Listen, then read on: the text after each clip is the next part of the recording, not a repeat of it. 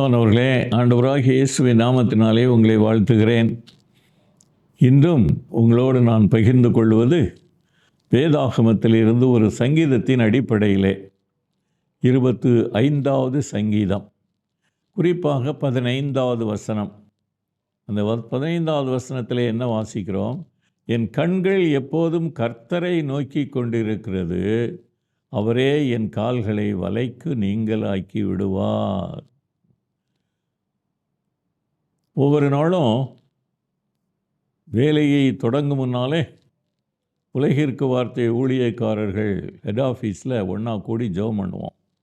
அதில் ஒரு சிலர் எப்படி தொடங்குவார்கள் தெரியுமா? ஜெபத்தை அவர்கள் ஜெபிக்க டர்ன் வரும்போது, ஆண்டவரே, நாங்கள் இந்த நாளிலே உம்மை நோக்கி பார்க்க எங்களுக்கு உதவி செய்திருக்கிறீர், உமக்கு நன்றி என்று சொல்வார்கள்.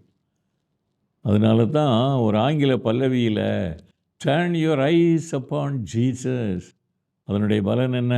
Look full in his wonderful face and the things of this earth will grow strangely dim in the light of his glory and grace. ஆம், அது நம்முடைய வாழ்க்கையில் அனுபவமாக வேண்டும். அதனால் ஆண்டவரை நோக்கி பார்க்க வேண்டும். இங்கே ஒரு அற்புதமான ஆசீர்வாதத்தை சொல்லுகிறார்.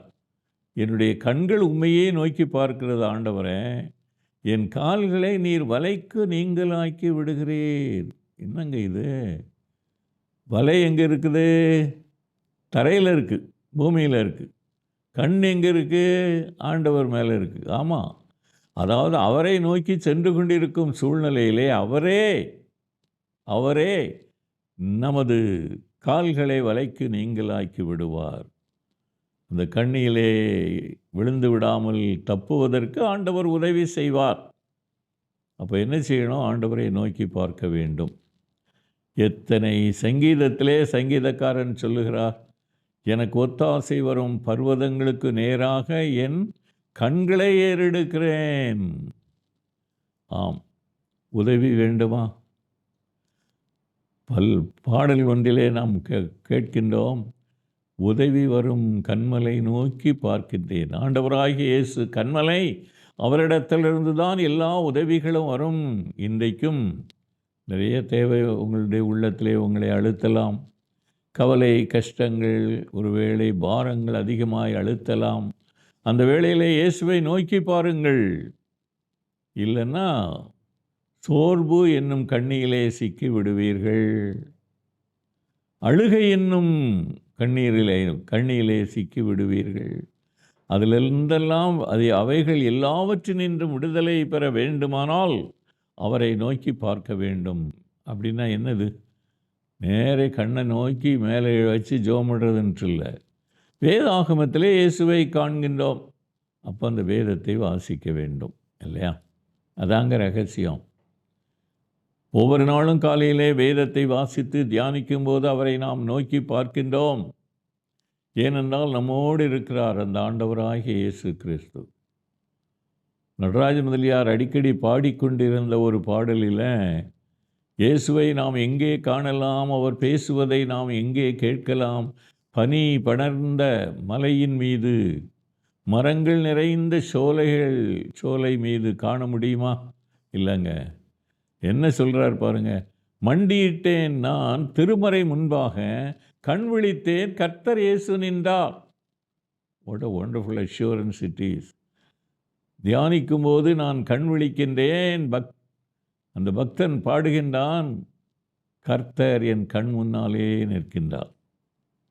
நமது கண் ஆண்டவரை நோக்கி பார்க்க வேண்டும். அப்போது மகிழ்ச்சியாய் நாம் நம்முடைய வாழ்க்கையிலே செல்லலாம் இல்லையா? அதுதான் நமக்கு ஆண்டவர் இன்றைக்கு கற்றுத்தருகிற அருமையான பாடம். சோர்ந்து போகாதே மகனே மகளே, என்னை நோக்கி பார் இல்லையா?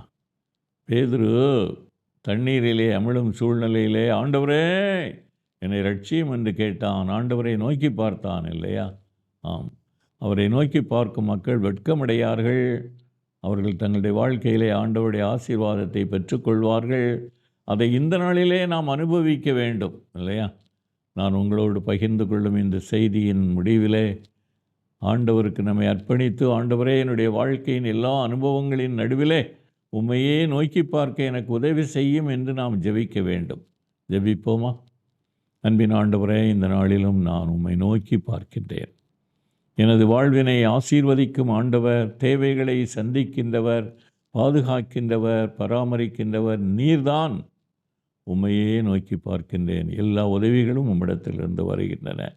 இது என்னுடைய வாழ்க்கையின் அனுபவம் மட்டுமல்ல, இதை மற்றவர்களிடத்திலும் நான் பகிர்ந்து மகிழ்ச்சியோடு சாட்சி சொல்ல எனக்கு உதவி செய்யும்.